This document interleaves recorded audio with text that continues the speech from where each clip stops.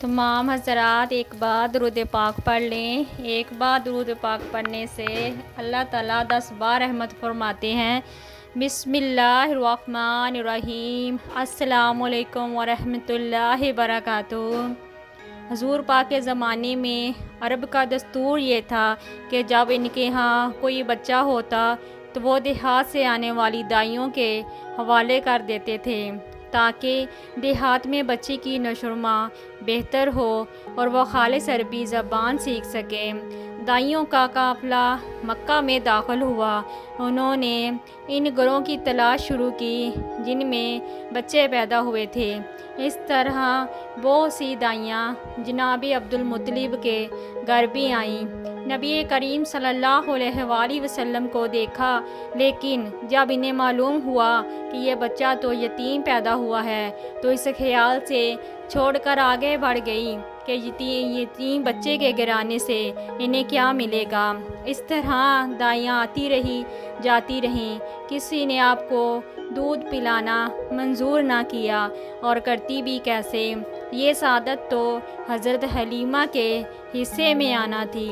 जब हलीमा रज़ी अल्लाह अन्हो मक्का पहुंची तो इन्हें मालूम हुआ सब औरतों को कोई ना कोई बच्चा मिल गया है और अब सिर्फ वो बगैर बच्चे के रह गई हैं और अब कोई बच्चा बाकी नहीं बचा। हाँ, एक यतीम बच्चा ज़रूर बाकी है जिसे दूसरी औरतें छोड़ गई हैं। हलीमा सईदा रज़ी अल्लाह अन्हो ने अपने शोहर अब्दुल्ला बिन हारिस से कहा, खुदा की कसम मुझे ये बात बहुत नागवार गुजर रही है कि मैं बच्चे के बगैर जाऊं। दूसरी सब औरतें मुझे बच्चे लेकर गईं।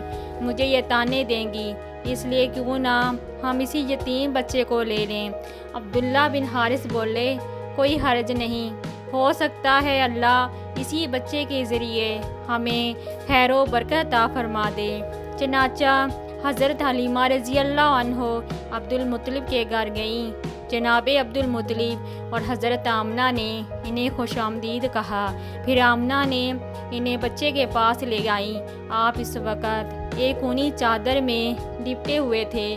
वो चादर सफ़ेद रंग की थी। आपके नीचे एक सब्ज़ रंग का रेशमी कपड़ा था। आप सीधे लेटे हुए थे। आपके सांस की आवाज़ के साथ मुश्क की सी खुशबू निकल कर फैल रही थी। हलीमा सईदा रज़ी अल्लाह अन्हो आपके हुस्न जमाल को देखकर हैरतज़दा रह गई। आप इस वक़्त सोए हुए थे। उन्होंने जगाना मुनासिब ना समझा, लेकिन यूं ही उन्होंने प्यार से अपना हाथ आपके सीने पर रखा। आप मुस्कुरा दिए और आंखें खोलकर इनकी तरफ देखने लगे। हज़रत हलीमा सईदा रज़ी अल्लाह अन्हो फरमाती हैं, मैंने देखा आपकी आँखों से एक नूर निकला जो आसमान तक पहुँच गया। मैंने आपको गोद में उठाकर आपकी दोनों आँखों के दरमियानी जगह पर प्यार किया। फिर मैंने आपकी वालदा और अब्दुल मुत्तलिब से इजाज़त चाही। बच्चे के लिए काफ़िले में आई थी। मैंने आपको दूध पिलाने के लिए गोद में लिटाया तो आप दाईं तरफ से दूध पीने लगे। पहले मैंने बाईं तरफ से दूध पिलाना चाहा, लेकिन आपने इस तरफ से दूध पीना गवारा ना समझा। दाईं तरफ से आप फ़ौरन दूध पीने लगे। बाद में भी आपकी यही आदत रही। आप सिर्फ दाईं तरफ से दूध पीते रहे। बाईं तरफ से मेरा बच्चा दूध पीता रहा। फिर काफ़िला रवाना हुआ। हलीमा सईदा रज़ी अल्लाह अन्हा फरमाती हैं, मैं अपने खच्चर पर सवार हुई, आपको साथ लिया। अब जो हमारा खच्चर चला तो इस कदर तेज़ चला कि इससे पूरे काफ़िले की सवारियों को पीछे छोड़ दिया। पहले वो मरियल होने की बिना पर सबसे पीछे रहता था। मेरी ख़वातीन साथी हैरानगी से मुखातिब हुई, ऐ हलीमा, ये आज क्या हो रहा है? तुम्हारा खच्चर इस कदर तेज़ कैसे चल रहा है? क्या ये वही खच्चर है जिस पर तुम आई थी और जिसके लिए एक एक कदम उठाना मुश्किल था? जवाब में इनसे कहा, बेशक ये वही खच्चर है। अल्लाह की कसम इसका मामला अजीब है। फिर ये लोग बनु सईद की बस्ती पहुंच गए। ان دنوں یہ علاقہ خشک اور قحط کا زدہ تھا۔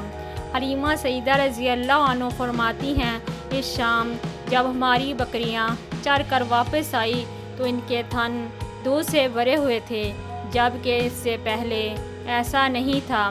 ان میں سے دودھ بہت کم اور بہت مشکل سے نکلتا تھا۔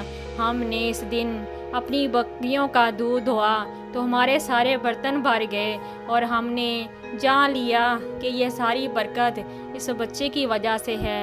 آس پاس کی عورتوں میں بھی یہ بات پھیل گئی۔ ان کی بکریوں بستور بہت کم دودھ دے رہی تھی، غرض ہمارے گھر میں ہر طرف ہر چیز میں برکت نظر آنے لگی۔ دوسرے لوگ بھی تہجد میں رہے۔ اس طرح 2 ماہ گزر گئے۔ 2 ماہ میں آپ چلنے پھرنے لگے۔ آپ 8 ماہ کے ہوئے تو باتیں کرنے لگے، اور آپ کی باتیں سمجھ میں آنی تھی۔ 9 ماہ کی عمر میں تو آپ بہت صاف گفتگو کرنے لگے۔ اس دوران آپ کی بہت سی برکات دیکھنے میں آئیں۔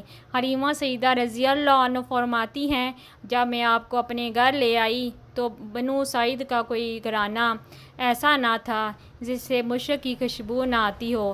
اس طرح سب لوگ آپ سے محبت کرنے لگے۔ جب ہم نے آپ کا دودھ چھڑایا تو آپ کی زبان مبارک سے یہ الفاظ نکلے، اللہ تعالیٰ بہت بڑا ہے، اللہ تعالیٰ کے لیے بے حد تعریف ہے، اور اس کے لیے صبح شام پاکی ہے۔ پھر جب آپ صلی اللہ علیہ وآلہ وسلم 2 سال کے ہوئے تو آپ کو لے کر آپ کی والدہ کے پاس آئی۔